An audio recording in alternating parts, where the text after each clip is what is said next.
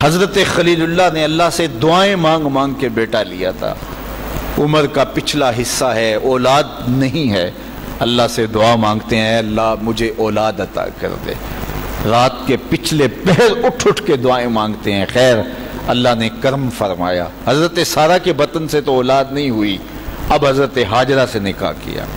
اب حضرت ہاجرہ سے نکاح ہوا تو اللہ نے ان کے بطن سے انہیں ایک خوبصورت بیٹا دیا جس کا نام اسماعیل رکھا۔ اللہ اکبر، اللہ کی کتنی بڑی آزمائش تھی۔ اللہ کی طرف سے آواز آئی میرے حکم کی تعمیل کرتے ہوئے اپنی زوجہ کو اور اپنے بیٹے کو وادی غیر ذی زرع میں چھوڑاؤ۔ تو پھر وہ آج جہاں کعبۃ اللہ ہے، یہاں پہاڑوں کے بیچ حضرت ہاجرہ کو چھوڑ کے حضرت خلیل اللہ واپس چلے گئے۔ اور پھر جب حضرت اسماعیل علیہ السلام کی عمر 13 سال ہوئی تو ایک بار ملنے آئے تو حضرت خلیل اللہ کو حکم ہوا، خواب آئی اور خواب میں یہ حکم ہوا۔ نبیوں کی خواب بمنزلہ وحی ہوتی ہے۔ ہمارے جو خواب ہیں ان میں سے کچھ خواب ایسے ہیں جن کو کہا گیا نبوت کا 46واں حصہ ہے، اچھے خواب، لیکن ہمارے خواب ادغاث و احلام ایسے بھی ہوتے ہیں جو دن کے خیالات کا عکس ہوتے ہیں۔ کچھ ہمارے خواب ایسے ہوتے ہیں کہ جو شیطان کی طرف سے ہمارے اوپر ہوتے ہیں، شیطانی خیالات کا عکس ہوتے ہیں، لیکن کچھ خواب ایسے ہوتے ہیں کہ جو ہے وہ اچھے اور صالح خواب ہوتے ہیں۔ لیکن نبی کا کوئی خواب ادغاث احلام نہیں ہوتا، نبی کا کوئی خواب جو ہے وہ شیطانی خیال کا نتیجہ نہیں ہوتا، اس لیے کہ نبی پر شیطان وسوسہ اندازی نہیں کر سکتا، اور اگر اس امکان کو مان لیا جائے تو ساری شریعت مشکوک ہو جاتی ہے۔ تو یہ امکان ہی نہیں ہے کہ نبی پر شیطان اثر انداز ہو سکے۔ اللہ اکبر، نبی تو نبی رہا، نبی کے سچے غلام جو ہیں شیطان تو ان کے راستے میں رکاوٹ نہیں ڈال سکتا جب وہ اللہ کی طرف سے دیے ہوئے تقوی سے مالا مال ہو جاتے ہیں۔ خیر، تو خواب دیکھا کہ میں بیٹے کو ذبح کر رہا ہوں، تو آئے اور بیٹے سے کہا، پہلے زوجہ سے کہا کہ بیٹے کو تیار کر دو، ہم نے دوست کی دعوت پہ جانا ہے۔ ویسے خلیل عربی میں گوڑے دوست کو ہی کہتے ہیں، اور حضرت ابراہیم اللہ کے خلیل کہلائے، رب نے ابراہیم کو اپنا دوست قرار دیا تھا۔ تو پھر کہا دوست کی دعوت ہے، دوست کا بلاوا ہے، میں نے بیٹے کو وہاں لے کے جانا ہے۔ تو حضرت ہاجرہ بیٹے کو تیار کر دیتی ہیں، کنگھی بھی کرتی ہیں، بالوں میں تیل بھی لگاتی ہیں، خوبصورت کپڑے بھی پہناتی ہیں۔ اللہ سے مانگ مانگ کے لیا گیا بیٹا۔ اللہ اکبر، اب 13 سال کی عمر، فلما بلغ معہ السعی، جب وہ بلوغت کی عمر میں پہنچا، چلنے پھرنے کے قابل ہوا، تو حضرت ابراہیم علیہ السلام ان کو لے کے ساتھ چلے۔ اور راستے میں جب یہ منظر دیکھا کہ باپ بیٹے کو اللہ کی رضا کے لیے ذبح کرنے جا رہے، تو شیطان کے تن بدن میں آگ لگ گئی۔ قیامت تک یہ نقشہ دنیا دیکھے گی، کیا منظر ہوگا خدا کی رضا کے لیے یوں بھی اظہار کیا جاتا ہے۔ تو وہ حضرت ابراہیم علیہ السلام کے پاس آیا، ابراہیم ایک خواب کے سہارے بیٹے کو ذبح کرنے جا رہے ہو، اللہ کو راضی کرنے کے اور تھوڑے طریقے ہیں۔ تو حضرت خلیل اللہ نے پتھر اٹھا کے اس کے جو ہے وہ مارا، کہا ہٹ جا، میرے پاس ایک اسماعیل ہے، 1000 اسماعیل بھی ہوتے، قربان کر دے۔ یہ وہی جگہ ہیں۔ پھر حضرت اسماعیل کے پاس آیا تو انہوں نے بھی یہی بات کہی، کہا کہ ماں کی ممتا بڑی کمزور ہوتی ہے۔ تو حضرت ہاجرہ کے پاس آ گیا، کہا کہ شہزادہ کدھر ہے؟ کہا دوست کی دعوت پہ ان کا باپ لے کے گیا ہے۔ کہا نہیں، دوست کی دعوت نہیں ہے، وہ تو ان کو ذبح کرنے لے جا رہا ہے۔ کہا کوئی سوچ کے بات کر، دعائیں مانگ مانگ کے لیا رب سے، اپنے ہاتھوں سے ذبح کر دے گا؟ دنیا کی تاریخ میں ایسا کبھی ہوا نہیں کسی باپ نے اپنے بیٹے کو ذبح کیا ہو اور بیٹا نافرمان ہو، تب بھی کبھی ایسا نہیں ہوا۔ یہ تو وہ بیٹا ہے کہ جس کی پیشانی میں اجالے رکھے ہوئے ہیں، جس کی چمکدار آنکھیں خیرہ کر دیتی ہیں، کیا اس بیٹے کو ذبح کرے گا؟ اور باپ بھی اتنا نرم دل، پھر مانگ مانگ کے لیا، مجبور ہو گیا، کہنے لگا کہ وہ اسے اللہ کا حکم کہتا ہے۔ تو حضرت ہاجرہ سلام اللہ علیہ نے کہا ظالم بھاگ جا، اگر اللہ کا حکم ہے میری گود میں ایک اسماعیل ہے، 1000 اسماعیل بھی ہوتے قربان کر دے۔ یہ انوکھی داستان تھی جو کائنات میں رقم ہونے جا رہی ہے۔ یہ کوئی افسانہ نہیں ہے، یہ امر واقعیہ ہے، یہ ہونے والی داستان ہے۔ جس کی یادیں پورے عالم میں بکھری ہیں. کائنات میں ایسا انوکھا واقعہ، ایسا البیلا واقعہ زمانے میں نہیں دیکھا ہوگا جو یہ واقعہ رقم ہونے جا رہا ہے. حضرت اسماعیل 13 سال کی عمر اور حضرت ابراہیم اپنے بیٹے کو ساتھ لیے جا رہے ہیں. راستے میں میٹھی میٹھی باتیں بھی ہو رہی ہیں. جب منا کی اس وادی میں پہنچے، آج حاجی جو ہے جب وہ رمی جمار کرتا ہے تو وہ کہتا مجھے فون پہ بتا دو کہ میرا جانور ذبح ہو گیا کہ نہیں ہو گیا. اس میں اتنی ہمت نہیں ہوتی کہ اس قربان گاہ پہ چل کے جائے. وہ کہتا ہے تھکن سے چور ہوں. اللہ اکبر، حاجی تجھ سے تو چل کے جائے نہیں جاتا اور شریعت نے تجھے سہولت بھی دے دی، کوئی ضروری نہیں ہے کہ تو وہاں جائے. لیکن ذرا دیکھ وہ منظر کتنا دل آویز تھا. اگر حاجی کو کہا جاتا کہ بیٹا بھی ساتھ لے جانا ہے اور وہاں بیٹے کو ذبح نہیں کرنا، صرف گردن پہ چھری ہی رکھنی ہے، تو کلیجے کانپ جاتے. اللہ اکبر، رسم بھی ادا نہ ہو پاتی. لیکن یہاں ایک انوکھا واقعہ عملاً روح پذیر ہوا. فلما بلغ ماہ السعی، جب وہاں پہنچے تو کہا یا بنیا، اے میرے بیٹے. اللہ کتنا میٹھا اور دلاویز انداز تھا. اے میرے بیٹے، یا بنیا، یا بنی نہیں کہا، میرے بیٹے نہیں کہا، بیٹے نہیں کہا، یا بنیا، اے میرے بیٹے. اس میں اپنائیت کا جمال دیکھیے اور ٹپکتا ہوا شہد دیکھیے پیار کا. اے میرے بیٹے، میں نے خواب دیکھا ہے، انی اذبحک فانظر ماذا تری، کہ میں تمہیں ذبح کر رہا ہوں. فانظر ماذا تری، اب تو بتا تیری رائے کیا ہے. باپ نہ بتاتا ذبح کر لیتا، لیکن نے بیٹے کو شامل کیا. بتانا، میں نے یہ خواب دیکھا ہے اور نبی کا خواب بمنزلہ وحی ہے. اب تو بتا تیری رائے کیا ہے، مجھے بتائیے. باپ بیٹے کو کہے کہ میں تجھے ذبح کرنا چاہتا ہوں. اللہ اکبر، باپ اپنی مرضی سے بعض اوقات کسی بیٹے کی کسی خدمت کی وجہ سے اس کو تھوڑا سا زیادہ دے دے، یا اس سے شفقت کا رخ زیادہ ہو، یا اس کو کچھ ترجیح دے دے، تو دوسرے بیٹے ناراض ہو جاتے ہیں اور باپ کے خلاف جا کے اپنے چچاؤں سے اور دوسرے رشتہ داروں سے بات کرتے ہیں کہ ہمارا باپ ظالم ہو گیا ہے.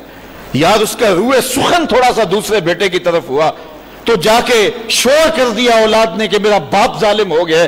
لیکن ذرا یہاں کہانی دیکھیے باپ کیا بول رہا ہے. بیٹا میں تجھ کو ذبح کرنا چاہ رہا ہوں.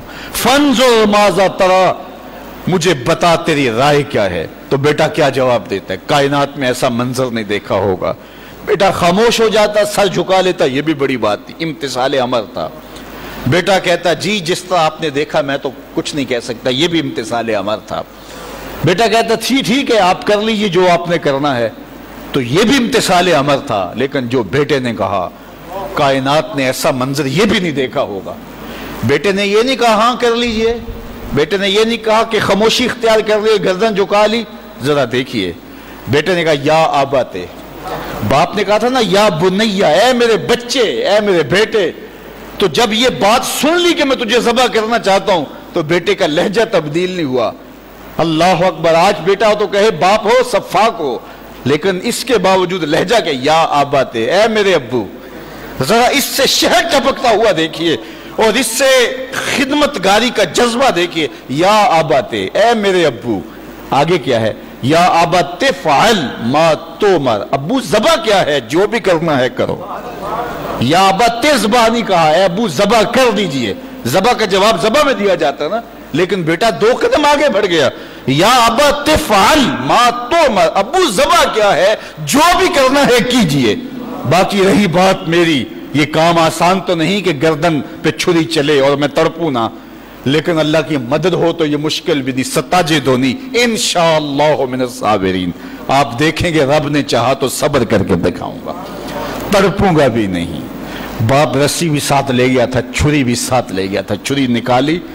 یہ کوئی قصہ نہیں، یہ کوئی افسانہ نہیں ہے، یہ حقیقت اور امر واقعیہ ہے. چشم فلک نے پہلی مرتبہ یہ منظر دیکھا. آج حوریں بھی دیکھ رہی تھی، غلمان و رضوان بھی دیکھ رہے تھے، فرشتے بھی جھک جھک کے دیکھ رہے تھے. مالک قیامت آنے والی ہے. کہا تمہیں بتانا چاہتا ہوں، تم کہتے تھے انسان کو خلیفہ بنا رہے، سجدے تو ہم کرتے ہیں، عبادتیں تو ہم کرتے ہیں، یہ تو لڑائی کرے گا، دھینگا مشتی کرے گا. اب دیکھو میرے بندے کی ادا کو، میرے بندے کی اطاعت اور فرما برداری کے رنگ بھی دیکھو. اللہ اکبر. باپ نے بیٹے کو لٹایا، رسیوں سے بدن جکڑ لیا، ہاتھ میں چھری پکڑی ہے. اللہ اکبر. حضرت اسماعیل کو لٹایا. قرآن نے وہ باقاعدہ منظر نکاری کی ہے. فلما اسلما وتلہ للجبین، جب دونوں راضی ہو گئے. کس بات پہ راضی ہو گئے؟ کہ فلاں نمبر کی گاڑی خرید لیں، فلاں کوٹھی اور فلاں بنگلہ خرید لیں. نہیں، دونوں راضی ہو گئے. باپ ذبح کرنے پہ راضی ہو گیا اور بیٹا ذبح ہونے پہ راضی ہو گیا. اسلام اسے کہتے ہیں فلما اسلما. یہاں لفظ جب دونوں نے رضا کر لی، طے کر لیا، دونوں نے سر جھکا لیا. الاسلام گردن نہادن، اسلام کا معنی گردن رکھ دینا. تو دونوں نے جب گردنیں رکھ دی اللہ کے حکم پر، باپ ذبح کرنے پہ تیار ہو گیا اور بیٹا ذبح ہونے پہ تیار ہو گیا. سینے میں دل رکھنے والے ہو، بیٹے کا ذبح کے لیے تیار ہو جانا چھوٹی بات نہیں تھی، لیکن باپ کا اپنے ہاتھوں سے بیٹے کو ذبح کرنا یہ اس سے بھی بڑی بات تھی. یہ تماشائے لبے بام نہیں تھا.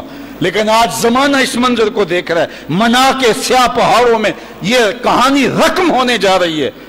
باپ نے ہاتھ میں چھری پکڑی اور بیٹے کو لٹایا. قرآن بتاتا ہے فلما اسلما، جب دونوں راضی ہو گئے، وتلہ للجبین، اور باپ نے بیٹے کو پیشانی کے بل لٹایا.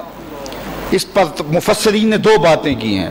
للجبین کا معنی کیا ہے کہ پیشانی کے بل لٹایا، پیچھے سے ذبح کرنا چاہ رہے تھے. اور دوسرا یہ ہے کہ جس طرح جانور کو ذبح کیا جاتا ہے تو اس کی گردن کو بل دے کر کے ماتھا زمین پہ لگایا جاتا ہے کہ رگیں تن جائیں اور گردن کھل جائے تاکہ ذبح کرنے میں آسانی ہو. تو کہا کہ گردن کو جو ہے وہ کشادہ کرنے کے لیے آپ کا نازک گلا گھما کر کے پیشانی پہاڑ پتھر کے ساتھ لگائی اور رگیں تن گئی. پورا بدن جکڑا تھا رسیوں سے، اور حضرت اسماعیل نے، ابراہیم نے خود بھی پٹی باندھی تھی کہ یہ منظر اتنا آسان تو نہیں ہے. اللہ اکبر. اچانک حضرت اسماعیل نے کہا ابا جان میری رسیاں کھول دو. بیٹا کیا ہوا؟ کہا کھول دو رسیاں. بیٹا ابھی تو کہہ رہے تھے یا ابا تفعل ما تؤمر، جو کرنا ہے کیجئے، اب کیا بول رہے ہو؟ کہا کل کا مورخ لکھے گا باپ ذبح کرنا چاہتا تھا، بیٹا ذبح ہونا نہیں چاہتا تھا. باپ نے باندھ کے کیا ہے. کھول دو رسیاں، نہیں تڑپوں گا. رسیاں کھول دی گئیں. حضرت ابراہیم نے ہاتھ میں چھری پکڑی ہے لیکن پٹی برابر بندھی ہے. بیٹے فلما اسلما وتلہ للجبین. اللہ اکبر. تو پوری قوت کے ساتھ چھری کو نازک ریشم جیسی گردن پہ رکھا. ابراہیم تیرے حوصلے پہ قربان، اسماعیل تیری فرما برداری پہ قربان. اقبال بولے یہ فیضان نظر تھا یا کہ مکتب کی کرامت تھی، سکھائے کس نے اسماعیل کو آداب فرزند. بیٹا لیٹا ہے، رسیاں بھی کھلی ہیں، تڑپتا بھی نہیں ہے، آہو فغاں بھی نہیں کرتا، آنکھوں میں آنسو بھی نہیں ہیں. باپ نے ہاتھ میں چھری پکڑی ہے، بیٹے کی نازک ریشم جیسی گردن پہ رکھی اور پوری قوت سے چھری کو دبا دیا. لیکن ہوا کیا کہ ایک بال بھی نہیں کٹا. چھری کو پاس پڑے پتھر پہ مارا. لکڑی پڑی تھی، پتھر پڑا تھا، مارا، وہ کٹ گیا. لما تقطعی یا سکین، اے سکین ہے چھری تو کیوں نہیں کاٹتی؟ اللہ اکبر. چھری نے زبان حال سے آواز دی ابراہیم الخلیل یامرنی والجلیل ینہانی. خلیل مجھے ایک بار کاٹنے کا کہتا ہے، وہ خلیل، وہ کبیر، وہ رب، وہ جلیل 70 بار کہتا ہے، خبردار ایک بال بھی کاٹا. کہا تیرا کام تو کاٹنا تھا. چھری بولی آگ کا کام بھی تو جلانا تھا. جس نے آگ کو جلانے سے روکا آج اس نے مجھے کاٹنے سے روک دیا. سمجھے اس سے یہ بھی تو نتیجہ نکل سکتا ہے چلو جان چھوٹی، میرا قصور تو نہیں تھا، لیکن اللہ کے حکم کو پورا کرنے کا جذبہ تھا. پتہ نہیں دل میں کیا بات آ گئی کہ چھری کو روک دیا گیا. پھر استغفار پڑا اور چھری تیز کی اور گردن پہ رکھ کے پورا زور لگا دیا. گردن کٹ گئی، خون بہنے لگا. خوش ہو گئے کہ بڑا کام تھا کر گزرا. جلدی جلدی پٹی کھولی تو دیکھا ذبح ہونے والا بیٹا نہیں دمبا تھا. اللہ اکبر. دمبا پڑا تھا اور بیٹا پاس کھڑا مسکرا رہا تھا. تو حضرت خلیل کی زبان سے بے ساختہ نکلا اللہ اکبر. تو حضرت اسماعیل بولے لا الہ الا اللہ واللہ اکبر. پاس جبریل کھڑے تھے، کہا اللہ اکبر وللہ الحمد. آواز آئی فلما اسلما وتلہ للجبین وَنَادَيْنَاهُ أَن يَا إِبْرَاهِيمُ قَدْ صَدَّقْتَ الرُّؤْيَا إِنَّا كَذَلِكَ نَجْزِي الْمُحْسِنِينَ. آواز آئی ابراہیم تو نے واقعی خواب پورا کر دکھایا. تو نے تو اپنے گمان میں بیٹے کی گردن پہ چھری چلائی، لیکن یہ ہم نے اس وقفے میں دھمبا رکھ دیا. تم نے واقعی خواب پورا کر دکھایا. وَفَدَيْنَاهُ بِذِبْحٍ عَظِيمٍ. ہم نے ان کے جو ہے بدلے میں ایک دمبا دے دیا اور ہم نے اس کو پچھلوں کے لیے سنت رکھ دیا۔